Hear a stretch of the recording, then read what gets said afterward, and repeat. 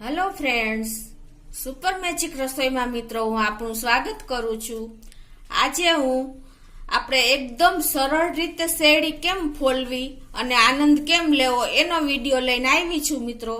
તો તમને મારો વિડીયો ગમે તો લાઈક કરજો, શેર કરજો અને સબસ્ક્રાઇબ કરવાનું તો ભૂલતા જ નહીં।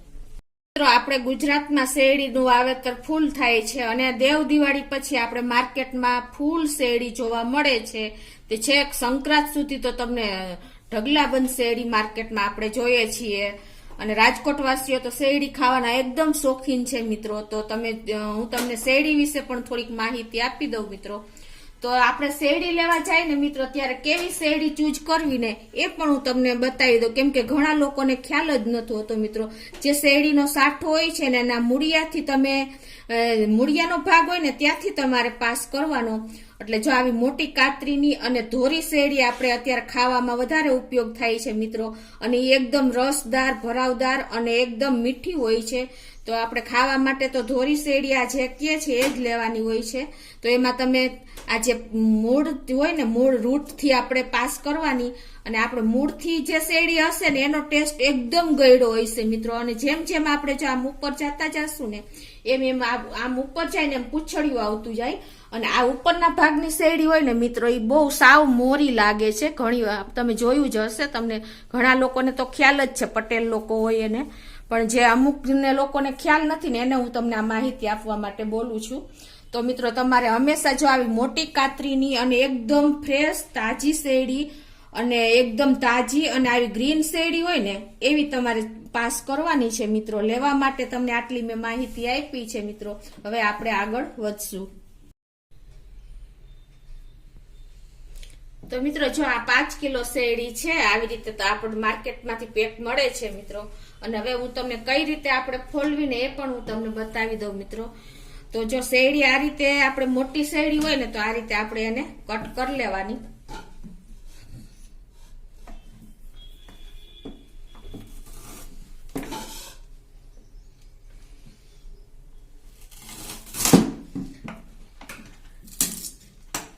આ સફેદ શેરડી હોય ને, ધોરી શેરડી મિત્રો, એ એકદમ પોચી હોય છે, એટલે લેડીઝ લોકો પણ ફોલી શકે છે। હવે આ રીતે કટ કર્યા પછી મિત્રો તમને જો આપણે હાથેથી ફોલીને મોઢેથી ફોલવાની હોય ને તો પણ ઈઝીલી તમે જો આ ગાંઠ કટ થઈ ગઈ ને, અહીંથી આ ગાંઠ આ કટ થઈ ગઈ એટલે તમે આ જે મોઢેથી ફોલવી હોય ને તો ઈઝીલી આપણે ફોલી શકીએ। આ રીતે તમે જોઈ શકો છો।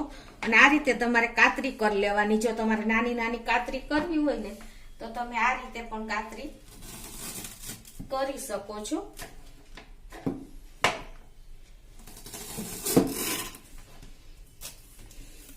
અને જો આ કાતરી તમે ઈઝીલી નાના બાળકો હોય કે લેડીઝ હોય બધા આ રીતે આ કાતરી ઈઝીલી ફોલી શકે છે। અહીંથી આ રીતે આ બે ભાગમાંથી ગાંઠ આ જે હોય ને ગાંઠ નીકળી ગઈ છે, એટલે આ કાતરી તમે સહેલીથી ફોલી શકો। પાછું તમારે જો આગળ શેરડીની કટ કરવી હોય ને મિત્રો તો આ રીતે તમારે પાછી ગાંઠ કાપી નાખવાની। આ જે ગાંઠ હોય ને એ જ વધારે હાર્ડ હોય, કઠણ હોય, એટલે તમારે અહીંથી પાછી કટ કરી નાખવાની।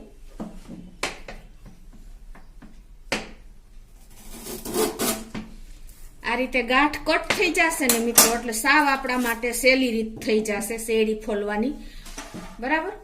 હવે તમને બીજી રીત પણ બતાવી દઉં મિત્રો। જો શેરડી ફોલવામાં આપણે સુડી જ ખાસ ઉપયોગ કરીએ છીએ, તો આ સુડી તમને વાસણવાળા કંસારાની દુકાને કે આપણે ખાદી ભંડારમાં ઈઝીલી મળી જાય છે।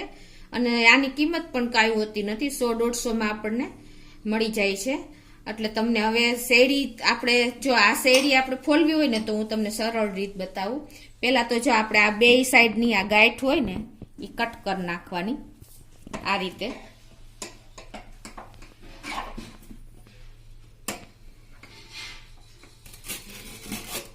આ રીતે બે સાઈડની ગાંઠ કટ થઈ જાય ને મિત્રો એટલે તમને શેરડી ફોલવામાં સાવ ઈઝી પડે। આવી રીતે તમારે ઊભી રાખવી તો આ સાઈડ ન રહી શકે, એટલે આની ગાંઠ નીચેની ગાંઠ પણ તમારે કટ કરી લેવાની।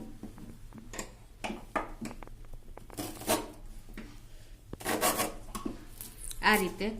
હવે મિત્રો તમને ખાસ બતાવું છું કે ઘણા લોકોને શેરડી ફોલવામાં બહુ મહેનત પડે છે, તમારે સાવ સરળ કેવી રીતે બતાવું કે જો આ શેરડી છે બરાબર, તો તો આ શેરડીમાં તમને આ ગાંઠ દેખાય છે ને એ હંમેશા નીચેની સાઈડ હોવી જોઈએ. જો આ ગાંઠ નીચેની સાઈડ છે, આ આકો છે ને એની નીચે સાઈડ ગાંઠ હોય ને એ નીચે હોય ને એવી રીતે તમારે આ શેરડી રાખવાની છે. તમે જો બધી શેરડીમાં એ જ રીતે હશે, ગાંઠ હશે ને તો નીચે જ સાઈડ હશે. જો છે ને તમારે એ સાવ ઈઝી સિમ્બોલ તમને બતાવું છું કે જે આકો હોય એની નીચે સાઈડ હોય ને એ ગાંઠ નીચે રહેવી જોઈએ. ઓલી જે હોય ને એ આવડી આ ગાંઠ જ કહેવાય, એ નીચેની સાઈડ હોય ને એ રીતે તમારે સાઠો રાખવાનો છે. બરાબર, સાવ ઈઝી મેથડ તમને મેં બતાવી. અને બીજું કે જો આ આકા હોય ને એ સાવ નીચે આમ હોય ને એવી રીતે આમ ભરાય નહીં. તમે આમ કરશો ને તો ભરાશે, એ ઊંધી સાઈડ કહેવાય. અને આ જે ન ભરાય ને એ સીધી સાઈડ કહેવાય. તો આ રીતે તમારે શેરડી ફોલવામાં સાવ ઈઝી પડશે. મિત્રો હવે તમે જો આપણે શેરડી ફોલવા માટે આવી રીતે મેં તમને બતાવી ને કે આ ગાંઠ નીચેની સાઈડ હોય ને રીએ ને એ રીતે જ તમારે રાખવાની. જો આ ગાંઠ નીચેની સાઈડ છે એટલે આ સીધી શેરડી કહેવાય. એટલે તમને ફોલવામાં એકદમ સરળ પડશે. મિત્રો હવે તમારે આ શેરડી ફોલવા માટે આ સૂડી હોય એ આમ સીધી જ કરી નાખવાની સાવ. તમે જોઈ શકો છો. પછી આ રીતે આપણે શેરડી ઊભી રાખીને આ રીતે તમારે એના છોતા ઉતારતું જવાનું છે. હું તમને બતાવું, તમે જોઈ શકો છો.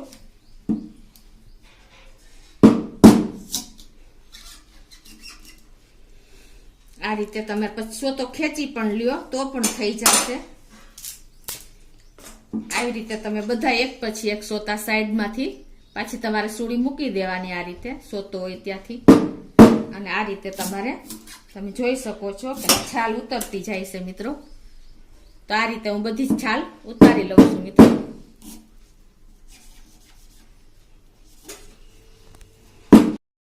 તો મિત્રો જો આ રીતે આપણે છાલ ઉતારી લીધી છે.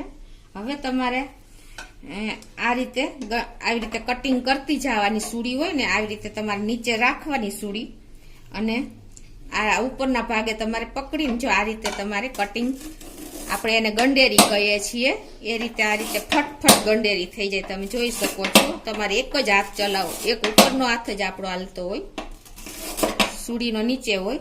પછી હવે આ જો ગંડેરી થઈ ગઈ ને મિત્રો આ રીતે તમારે મૂકતી જવાની વાસણમાં. હવે તમને બતાવું કે મિત્રો જો આ પાછી ગાંઠ આવી એ ગાંઠ આપણે કાઢી નાખવાની છે. આ રીતે ઈઝીલી આ ફોલાઈ ગઈ છે એટલે કોઈ તમને મહેનત જ નહીં પડે. આ રીતે અને પાછી આની ગંડેરી આ રીતે ફટફટ ગંડેરી થઈ જાય. જુઓ તમે.